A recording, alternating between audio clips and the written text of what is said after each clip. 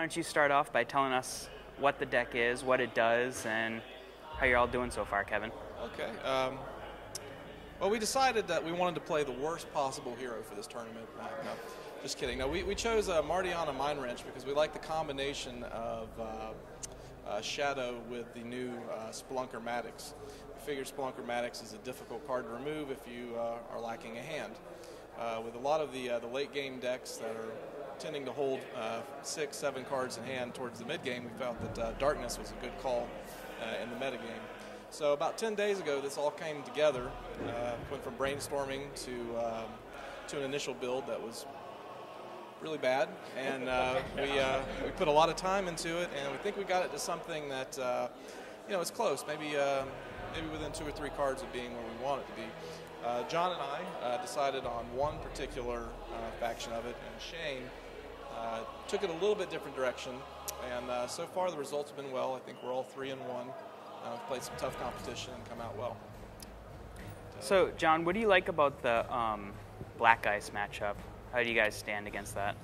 Well, I got to say, earlier today I played a Black Ice matchup where in Game 3 I drew 4 Mist of Corrosion, 4 Melt Face, 2 Taste of Divinity, 2 Mikhail the Blunt with 2 Finkel Einhorn. So, and he didn't play anything for the first 3 turns. So it was literally impossible for me to fall behind.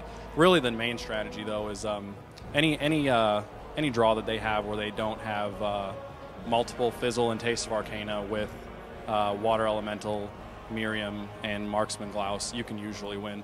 Early you go for their hand aggressively and drop out their best stuff. Even if they counter it, all your cards are 1-for-1 discards anyway, so you're really not losing anything by that happening. And then as you play the game, you can usually lay a Spelunker without a Water Elemental in play, and he'll clean up their board, and then that'll be it. Otherwise, we have okay matchups against Jonas and Warlock. We're kind of relying a little bit on the surprise factor. I just won game 1 against a Jonas deck where the first thing I laid was Corkies, and then I put 6 face-down resources in Darkness Den on turn 7. And those were the only things that I did, and I won that game. That's how powerful Darkness is right now in this format. Obviously, you have to go first to do that against Jonas because of the vestments, but it's not a bad matchup. Warlock is the same way. If you Darkness them, you win. Any control deck is pretty much like that. So, and then with the Mikhails, Taste of Arcana, or Taste of Divinity with the Finkels, all the other aggro hate, greater heals, you're looking at a pretty solid all-around deck. Okay. And you said you made some changes, Shane. Yeah, what did you do differently? I changed it up a lot. John tested primarily with Kevin, and I tested primarily with Michael Barnes, and he's been around for a while as well. And we were getting grossly different playtesting results. I don't know if it was play style or familiarity with the decks, but I didn't like how clunky it was with the high cost cards. So the first thing that got cut in my deck was a Darkness, and opted for more low card discard hate. Basically with the same general concept, which is that you just kill their hand and drop a Spelunker and say deal with it. I sacrifice a little bit more in the control matchups, but basically my plays early aren't dead, which is really important, especially when you're trying to, basically you want to go through your hand just as much as you go through theirs. Holding cards in your hand doesn't really do any benefit to you with Spelunker.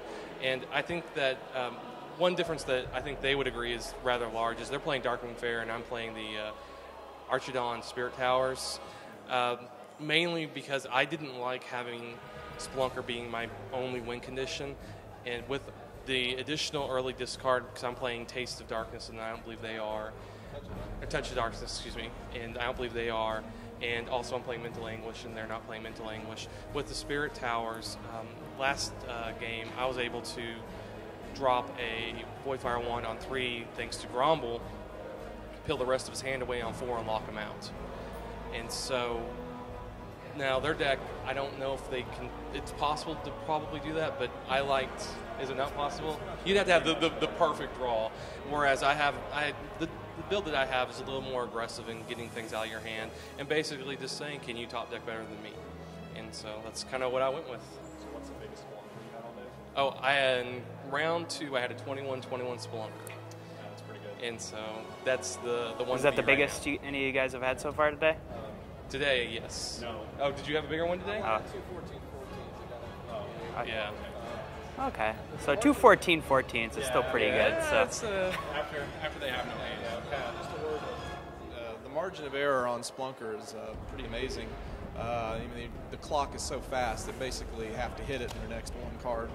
Sometimes they can draw a second card on the turn to be able to answer him. So, you know, when they're reeling and kind of on their toes and you drop that guy or resurrect them, there's not a lot of time for them to get out of it. So it seems to be an effective win condition despite his vulnerabilities to some key cards in the environment. okay. Well, thanks for talking with us, and good luck with the rest of the tournament. Bye, guys.